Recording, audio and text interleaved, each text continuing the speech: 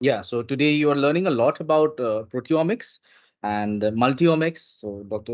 Deeptarup was talking about multiomics, and then Aparna discussed a lot about proteomics. But what she was discussing was mostly about mass spectrometry based proteomics, which is, of course, a very powerful tool.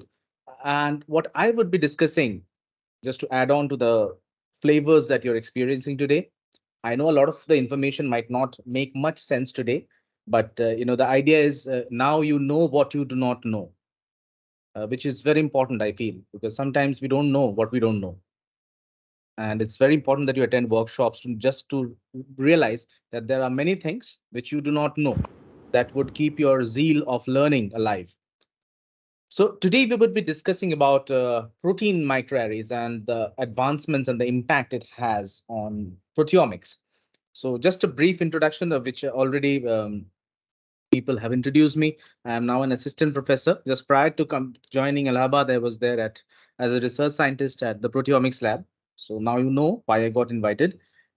And much of the work that I would be showing you, and I have learned at IIT Bombay, and I have also applied at IIT Bombay.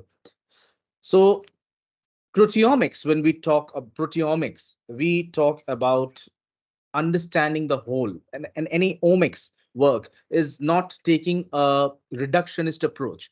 So if you look at science progressing even till the late 1990s, much of the science that people did were reductionist. So we had geneticists who would vouch for mutants, and even today we do a lot of science just by working on knockouts. We have CRISPR-Cas. So idea is if you knock one gene out, what you see is the impact of that gene. But slowly we have come to understand that it's not how things work. I mean, if you think of any of our country, and we say in our country, the power center is in Delhi. So today is Independence Day. Prime Minister Modi, he unfurled the national flag in New Delhi. And we are made to believe that anything that happens in Delhi has its impact on the entire nation. But if you draw that analogy, like 8 or 9 months down the line, we'll be going for a general election. And what happens in the entire country impacts who is coming to power in Delhi. Now, I think that is the basic premise of how you study omics. Now, omics is that every single molecule can have an impact on the outcome of a disease. It can be a small metabolite, it can be a gene or a network of genes.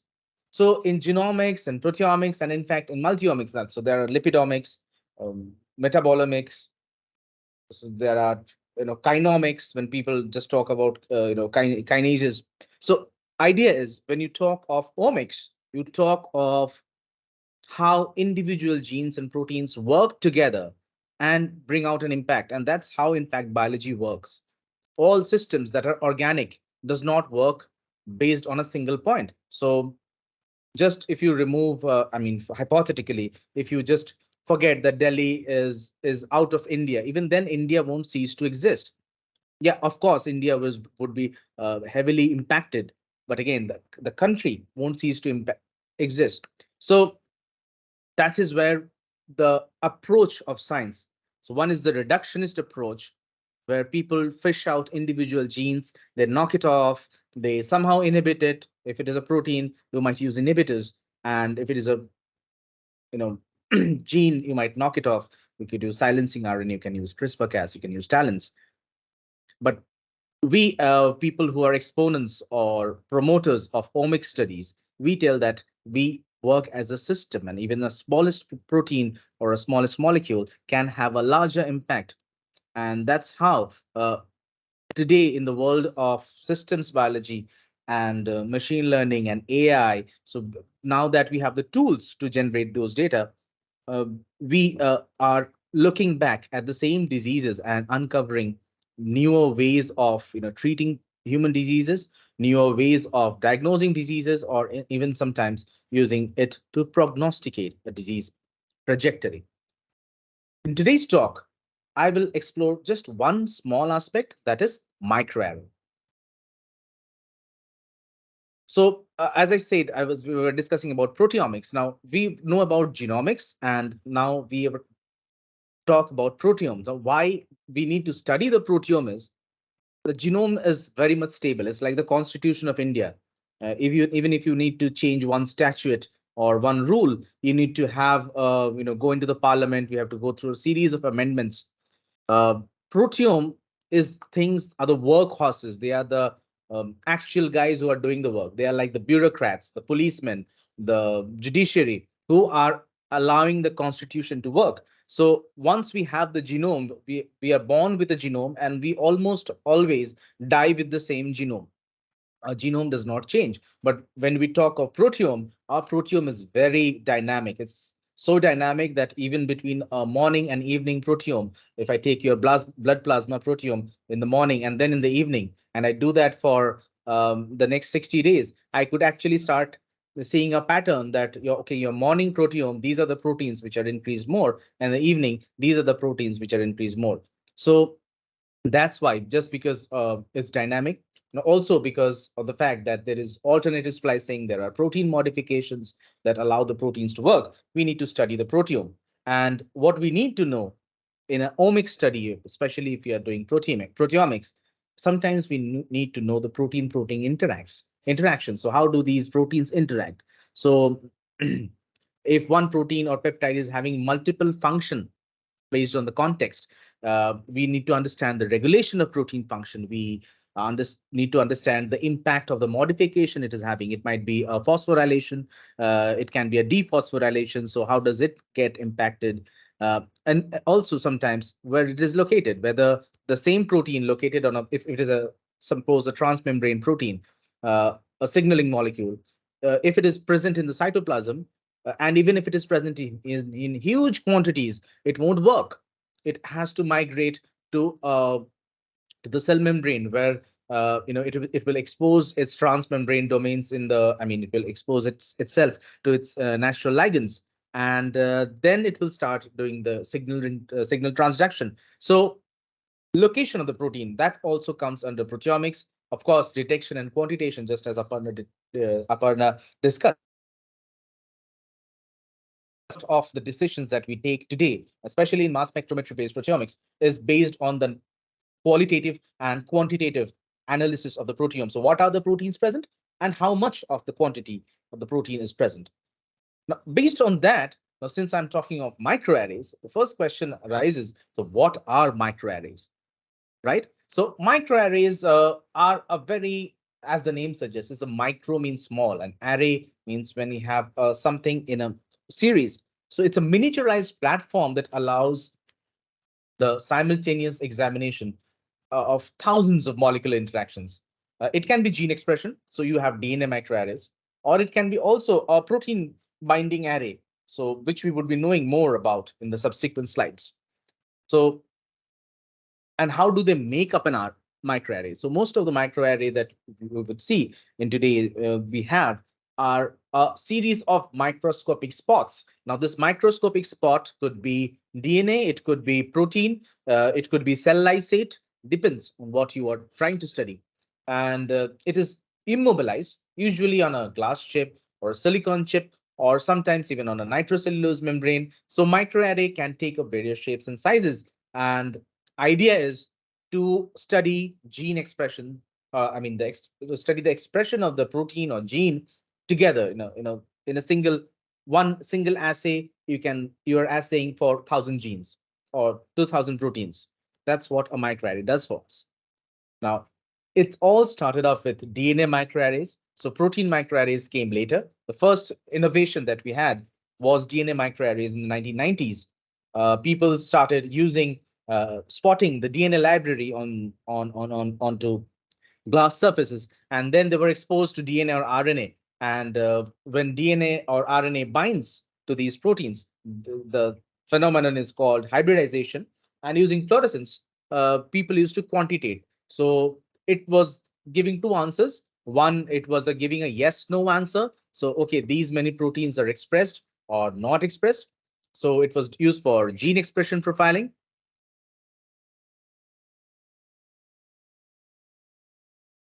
So you have gene expression profiling. You could also do comparative genomic hybridization studies based on chromosomes. So if you had some gene copy number variation, you could do that with microarray. Genotyping was done with DNA microarrays. So this gave us the idea that we could use potentially a biological molecule, print it on a synthetic surface like glass or silicon, and then use the system to study the expression. So now that was a proof of concept for DNA. People translated it to proteins. And then we have protein microarrays. And almost similar to DNA microarrays, protein microarrays also have spots of proteins fixed onto a surface.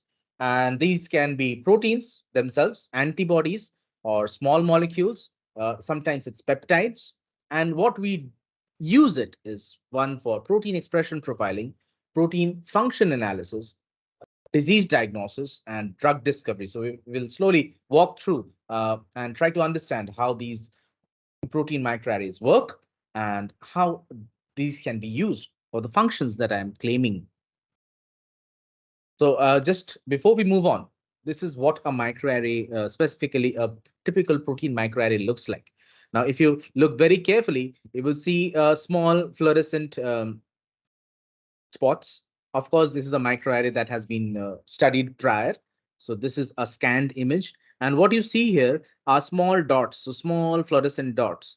And sometimes the dots are missing, sometimes the dots are very bright, sometimes the dots are not so bright. So based on the expression of fluorescence, we can assume that either the protein is present or absent, or sometimes it's not even a protein, it's an antibody. So an antibody is present or absent. But the idea is, with this small microscopic spot present on this glass slide, we can almost simultaneously study 4,000, 5,000, sometimes 20,000 proteins all in one go. And this is what omics is all about.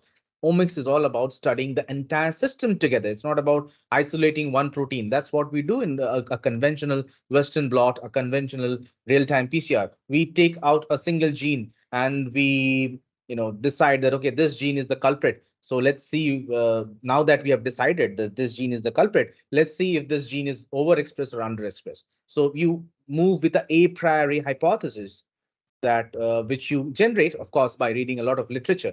In most of the omics studies, you don't have a hypothesis that is a priori. Most of the hypotheses that you generate is by doing a preliminary data analysis, as Diptarup just explained.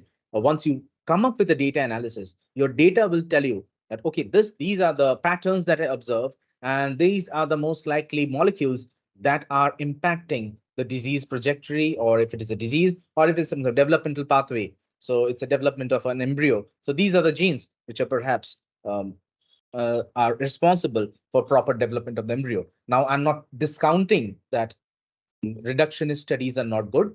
Of course, they are good. Much of the science that we know today has come from reductionist studies, but reductionist uh, e- explorations try to oversimplify things. When I say that protein X is controlling regulation of phenomenon Y, we are doing a very common mistake that people used to do earlier, ascribing one function to a specific protein. So we had this one gene, one protein, and one protein, one function. Now we know that things don't work. They work in a network.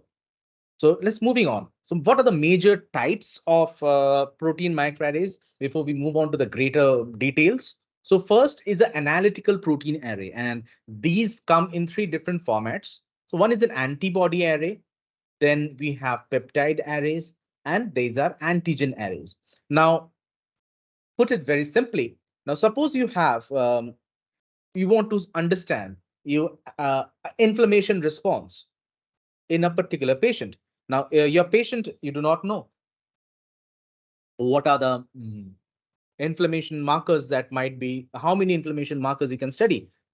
You have limited amount of blood volume, and you want to understand the entire cytokine panel. So there are multiple interleukins involved in this, reaction, in inflammation reaction. So you want to understand how there are, if there are 100 inflammation markers, you want to study the expression of 100 inflammation markers in one go. One way is to do 100 ELISA tests. which you also understand if you're doing a research work and we have to get at least 50 to 60 patient data. And let's suppose we have 60 controls and 60 disease. So we have 120 patients, and these 120 patients, you want to do 100 ELISA for each protein. I mean, for each patient, you have 100 proteins that you want to study, and you have to then do 100 ELISA tests. That would be very prohibitive, cost prohibitive. So 100 into 120, so almost like 1200 ELISAs. Um, I mean, not even 1200, so 12,000. So many ELISA tests you cannot do probably, and each ELISA test can at least, I mean, at most accommodate 90 samples. Now, and there is batch to batch variation. So you would end up with a data which is not only very costly, but also there would be a lot of batch variations. What protein arrays give you is they spot all the cytokine related antibodies on a particular array on a small glass chip. And in that glass chip, uh, you can incubate 8 patient samples together. So that brings down your cost, it brings down your time, and of course, you have almost similar level of data integrity. Then you have peptide arrays, which we will discuss in very extreme detail, at the end of my talk. But primarily, what we do is there we do not print proteins or antibodies. We just print a part of the protein or peptide. Then you have antigen arrays. Antigen arrays are again almost like peptide arrays. So antibody and antigen reactions are very similar. I mean, very strong. They have a strong proclivity to bind to each other. Now suppose you want to understand that a particular patient, suddenly you have an outbreak, just like much like COVID. Suddenly you are asked to go. So, okay, in this particular tribal area, people are dying of a fever, and you do not know. Now you cannot carry 50 or 60 ELISA tests along with you. Carrying a biohazardous material through long distance also exposes the chance of transmitting the disease. A good way would be to design an antigen array. Now, this array can contain all the antigens known to cause fever. So it can have viral antigens, it can have bacterial antigens, it can have protozoan antigens. It's all printed on a glass slide. You take the patient blood, incubate the array with that blood patient plasma, and then you see if it is giving positive signal for any of the antigens. Now, if it is giving signal for dengue, now it's immediately no. Okay, there is no reason to fear. This is no new outbreak, but a severe outbreak of dengue, maybe just after the monsoons or flooding in the area. Multiple people got infected with dengue. Saves time, uh, gives you lot amount of data. Then you have functional protein arrays. So just try to focus on this part. So functional protein is, now we all know that proteins are functional molecules. The idea we jump to proteomics from genomic studies is because all the genomics tells us that, okay, this gene is being expressed, this mRNA has been made. We really do not know whether this mRNA is actually working or not. So even with proteins, suppose a protein is not will only work if it is phosphorylated. If it is not phosphorylated, having even a billion copies of that protein won't make much difference to the system as a whole. It only because the protein will act only when it is phosphorylated. So functional protein arrays try to study and understand the protein interactions and also the activity of the proteins. We will come to it later on. Now, if you think antibody, peptide, antigen, and protein arrays and enzymatic arrays all involved printing the protein onto a glass slide. Now, when we talk of reverse phase protein arrays, we just do the opposite. We don't print uh, proteins onto a glass slide. Rather, what we do, we take our lysate, our tissue lysate, or so sometimes they are known as lysate arrays. Sometimes they're also known as tissue microarray. So you take a glass slide, you make a homogenate of your tissue, or take the blood plasma and make maybe 1,000 microspots. And that becomes a reverse phase protein array. So these are the basic major types. And Now let's go on to the basic differences. So first is the analytical protein array, and under that, if we talk of the antibody arrays, so what they do are, so on a glass slide you have antibodies printed. So these are the antibodies, and then you have your target protein.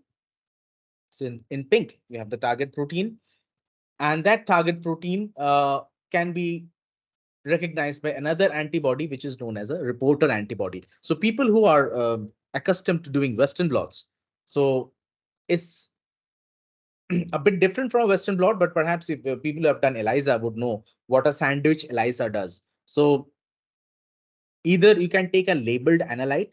So in this analyte, if the analyte is labeled or tagged, what you have is the analyte itself is fluorogenic. So suppose on the glass slide, you have a protein, and your reporter molecule that will bind and come to the protein is itself fluorogenic, because maybe it is GFP tagged. Now imagine a protein, a recombinant protein that is GFP, green fluorescent protein tagged, and that protein is coming and binding to the antibody that is already present on the glass slide. All you need to do is expose it to the laser excitation from where you need to generate the signal. So analytical microarrays mostly work in two different types. So either your analyte is labeled, or you have a sandwich ELISA types. Workflow where you take an unlabeled targeted protein and you have a reporter antibody that binds to the target protein. So it's just like using a secondary antibody in a Western, where your first antibody binds with your protein of interest, and then the second antibody comes and binds with the primary antibody. So here you have a reporter antibody, almost similar to a secondary antibody. So this reporter antibody will come and bind with the targeted protein, and it will all, of course, have a fluorogenic dye that will fluoresce and based on the Sir, signal. So, hello. Yeah, yeah, just a gentle reminder that we have 5 minutes left for the talk. right. So these microarrays will, of course, give you a lot of signal in terms of fluorescence. So what do? We can do disease diagnosis with this. We can diagnose whether a particular patient is expressing a specific protein in more amounts. So that will give us an idea that this protein is signaled in more amount. Maybe this can be a C-reactive protein. So if the patient is undergoing sepsis, the C-reactive protein will go up. So we can diagnose the disease. Also, we can measure the relative abundance of various proteins. That's analytical microarrays. Then you have functional microarrays. Now, just we had discussed analytical, now functional microarrays, they contain full length proteins, protein domains, or sometimes peptides. And what we can do with that is we can do interaction studies. So how do we know if protein X and Y actually interact? So we print protein X and then we wash it with protein Y, a mixture of proteins that contains Y, A, B, C, D. Now, of A, B, C, D, and Y, only Y goes and binds with protein X. Protein X is completely printed on a glass slide. So that gives you a good idea about protein interaction. Protein DNA interaction study. So we know most of the transcription factors. So most of the, there are a n number of proteins that actually go and bind with the DNA. And to understand DNA, RNA binding of the protein, again, we can use functional microarrays. Very important part is drug discovery. So I know many of you might know that nowadays people use molecular docking and molecular simulation studies to understand if a drug can actually work against a protein. But once they have done the simulation studies are in silico studies. You have to do it something in vitro and in vivo. So next part from in silico going to in vitro is using a protein array. When you have maybe suppose you have all the human proteins printed on a single glass chip. You have that. We call it the Huprot array. And based on that Huprot array, you can incubate it with a mixture of drugs and see the comparative binding of a particular drug with a particular protein. Gives you, likely targets and mechanism of action, mechanism of action studies that can be helpful. So that's what we have here. This is a very nice paper that you can read from MCP, Development and Applications of Functional Protein Microarray. Maybe I will share it on the drive. So you have protein lipid interactions. protein cell lysate interactions. Sometimes you have, PTM, post-translational modification interaction studies that you can study with functional microarrays. Now, reverse phase that I just explained, you spot samples like cell lysate onto the arrays. And how it is important is it can help you with understanding disease progression. So you track the specific levels of proteins. So a specific protein can go up or down over a period of time. Sometimes you also need to do a specific, work on specific signaling pathways. So few signaling pathways are switched on. Or at the onset of the disease, or some signaling pathways are turned on if the disease goes from non-severe to severe transition. So all these studies can be done with reverse phase protein arrays, but here you have to print your cell lysate onto the glass chip. And of course, in post-translational modifications, what you might understood or appreciate that um, these protein arrays are very easy to handle.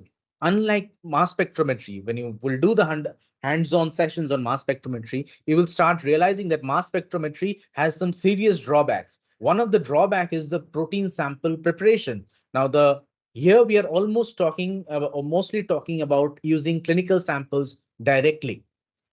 You take a patient lysate, print it on the array, print it with your, incubate with antibodies. This is what you cannot do in mass spectrometry. In mass spectrometry, you have to take the protein, and most of the bottom-up approach, you have to break it down to cleave it to small peptides. And those peptides are then again purified via reverse phase chromatography. And what you ultimately get is a snapshot of the entire proteome as against the entire proteome. Once you understand what is mass spectrometry based proteomics, you would come to realize that mass spectrometry, even the best mass spectrometry based proteomics, won't allow to work allow won't allow you to work with very crude samples or very native samples. What microarray does is it opens the door for opening with really crude samples. All you need is plasma.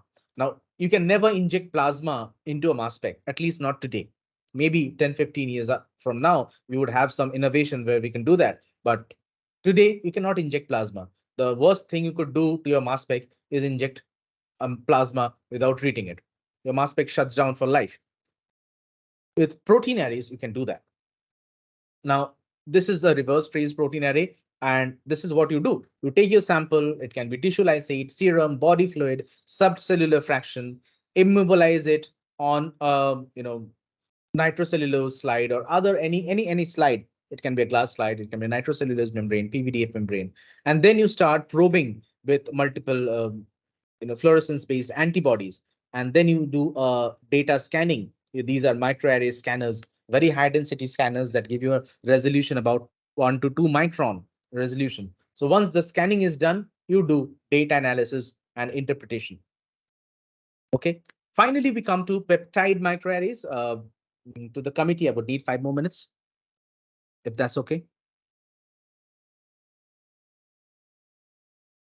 Okay, sir. Right. So for peptide microarrays, what they do is we were discussing about printing proteins. We were also discussing about printing cell lysates. Now, what if we don't print the total protein? We print peptides or a part of the protein, things that make up the protein. Now, with that, we do a lot of studies. Like when we start printing peptides, we can do a functional assay whether there are specific peptide motifs that are engaging in the binding. So in a sense, when we say two proteins are interacting, it does not mean the protein is binding head to tail with another protein head to tail. There are areas or motifs where they bind. So there are small zones, and those bindings are usually modulated by small areas, small domains. Now, if I want to understand what are those domains, what are those motifs, we can do peptide macroarrays. One thing is epitope mapping that I will explain in a few moments, and then is translational modifications and investigating how specific modifications, maybe a phosphorylation, uh, can have an impact on the peptide and its interactions. Again, applications, as we discussed, we have disease diagnosis, drug discovery, interaction, post-translational modification. And when we talk of epitope mapping, you can also start designing vaccines against particular diseases. Now, this is a case study I would like all of you to focus on, is how we used microarray to understand COVID-19. And this part was done in Proteomics lab under the mentorship of Professor Sanjeeva Srivastava. And this is what our team did. So what happens in COVID is you get infected with a virus, SARS-CoV-2. I think everybody knows that. And then the viral proteins are taken up by a group of cells known as the antigen presenting cells.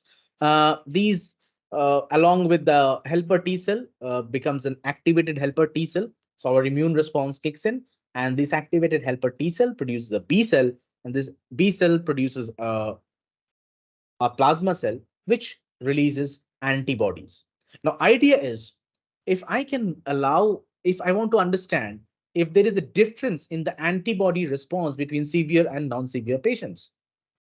Now, are the immune response or the humoral immune response same for a severe patient as well as a non-severe patient? Science tells us not likely, because perhaps there's a great difference in the how our immune system responds to the virus that allows few people to transition into very severe COVID, and few people just go off with a asymptomatic infection. So to study that, what we did was we took the entire SARS-CoV-2 viral proteome and made a peptide library. So these peptide libraries were printed on a glass slide. The entire viral proteome was printed in the form of peptides. And how did we print it? We printed it with a 15 amino acid long peptide and a 13 amino acid overlap. So what's allowed us uh, is that we could print 4,883 peptides in duplicate, and that covered the entire proteome of SARS-CoV-2 virus. And this peptide overlap of 13 amino acids gave us a very high resolution of epitopes. Now, epitope, to those who are uninitiated, is that part of the protein or antigen which binds with the antibody. Now we can directly tell which part of the viral proteome is actually invoking an immune response and whether these immune response are different in two groups. Group 1 is non-severe and group 2 is severe. So this is how it works. So this is the SARS-CoV-2 protein. These are the overlapping peptides. This produces a peptide microarray. Now, if I have IgG antibodies, they come and bind with a specific epitope. Once it binds with the specific epitope, I use a secondary antibody that can be against either human IgG or sometimes you can also study the IgA protein. And what we do is we get an epitope or a consensus motif, and that is acting as an antigenic region to the SARS-CoV-2 proteome. And this is what the signals look like. And what we had in our case was this is a paper which you can again, it's freely available in the journal Viruses. It's recently published. This year only we could publish it. So what we could see was that there are several proteins which had a differential response. So severe gave generated more antibodies, non-severe generated less antibodies in case of IgA and again in case of IgG. What you see, these small spots actually are the spots where antibody bound with the protein. And if you can look carefully on this entire glass slide, what you would notice that there are only specific regions of the viral proteome that were antigenic. So the entire virus was not antigenic. There were specific regions. So we have to take home messages from this study. First, for any outbreak or any new disease, we can use protein microarrays, especially epitope level mapping, to design vaccines. We can also use the same data to design diagnostic tools. So if we can survey for specific peptides, we can make tools which would predict the severity of the disease, which otherwise in a mass spec background, you would need to inject, take the blood of the patient, run it through a mass spec. Then you would have your own machine learning workflow that would take a lot of time to come up with the marker proteins. These immunogenic responses are like very shortcut methods that you can actually apply in a clinic. You can easily scale up. So in the era of startups, scale up is a big word. So any technology you develop, Can you make it big? Can you make it grow from maybe you are developing a technology that can validate is that has been validated on 100 patients. Can you do something that you can you scale it up to 1 billion patients? That's the scale we were talking of when we were talking of COVID-19 diagnostics. Can you do analysis? So these kind of technologies, protein microarrays, are really helpful in this. So before I end, I need to acknowledge Proteomics Lab from BSB IIT Bombay. And what you see is a COVID-19 era photograph of our lab. I'm not, of course, I'm not in this pic, but many of your mentors are here. So this is Diptarup. This is Ankit. I don't know who else is with you, but okay, this is Professor Sanjeeva. And this is of course the proteomics lab, BSB building. So thanks to this incredible lab, which allowed me to work a lot on, not only mass spec based omics, but also in microarray based omics. This is my new address. So this is University of Allahabad, the fourth oldest university in India. So I'm just starting up. I've written a few grants. So all the sepsis associated encephalopathy and proteomics, that's the new area that I want to walk into. But of course, that was again inspired by cognitive decline in long COVID patients.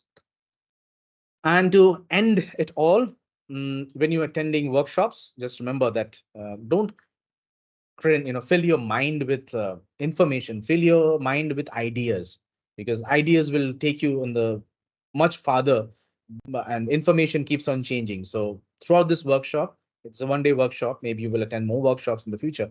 Try to imbibe the ideas and the concepts. Information will of course flow in, and it keeps on changing, and in today's world it's very easy to keep up with information. So thank you all.